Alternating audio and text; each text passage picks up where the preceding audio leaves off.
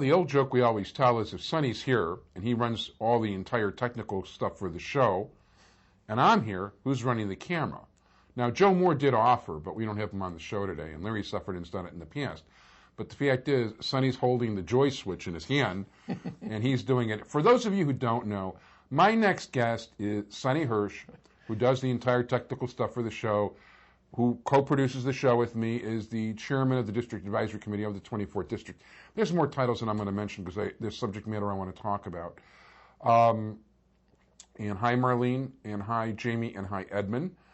And the bottom line is that, and I'm speaking for myself and not for anybody else, there have been people in my area. As a matter of fact, I'll mention one name, Mary Beth Brewer, who's been really, really nice about trying to organize block clubs and all the rest of it and trying to be a good neighbor, has been stifled. She met with our local CAPS block club person in October and still waiting for the second meeting, which is not unusual or untypical, unfortunately.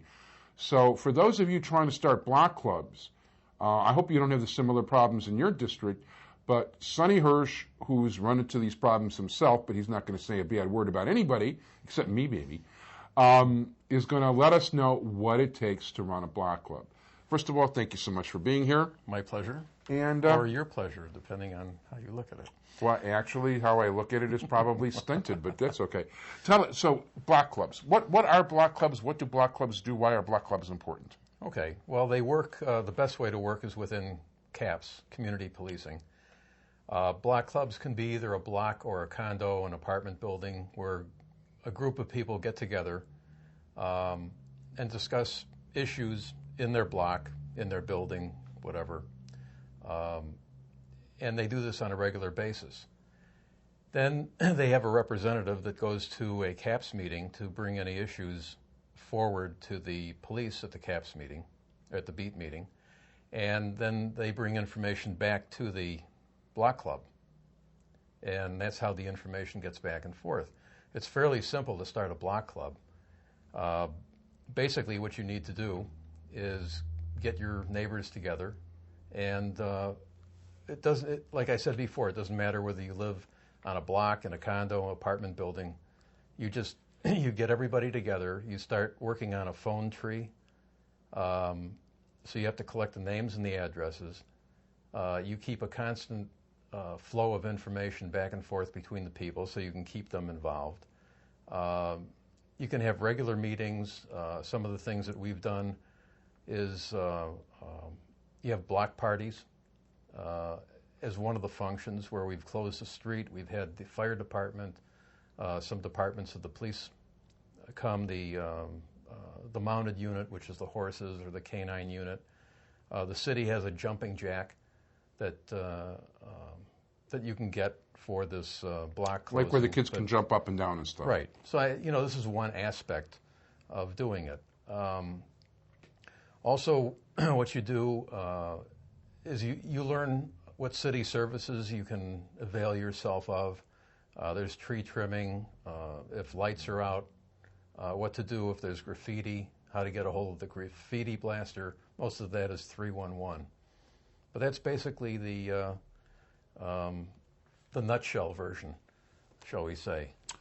Okay, well, I happen to be a big fan of nuts, although and as evidenced by the fact that I've been, running my beat for the last 13, 14 years at this point.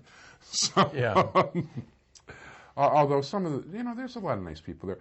But in terms of block clubs, so basically, we're talking about people within a specific geographic area trying to get together to make the neighborhood a safer place. Exactly. And in other words, one guy's helping the other guy, one woman's helping the other woman, guys, women, whatever, kids. But you know what? In other words, most people just want a nice, quiet, decent place to live. And let's face it, we get new people in the neighborhood all the time. Some of them, wherever they're coming from, we don't know. Doesn't matter. Nice people are nice people. We're always happy to have nice people here. We're the most diverse neighborhood there is, period. We have all sorts of people, and the things that the people that stick around here have in common is they're very peaceful, nice people. Sometimes people come in and they're not used to this kind of nice neighborhood. And well, that's the thing, too, is you get to know your neighbor, which is important. everybody gets to know everybody else. You find out that even though you come from diverse backgrounds and different backgrounds, that everybody has the same common interests and concerns and goals. And part of the block club, or part of the aspect of the block club, is getting to know your neighbors. And that way, if someone is out of town, you've got somebody watching your house. They watch out for each other. People are at home different times of the day.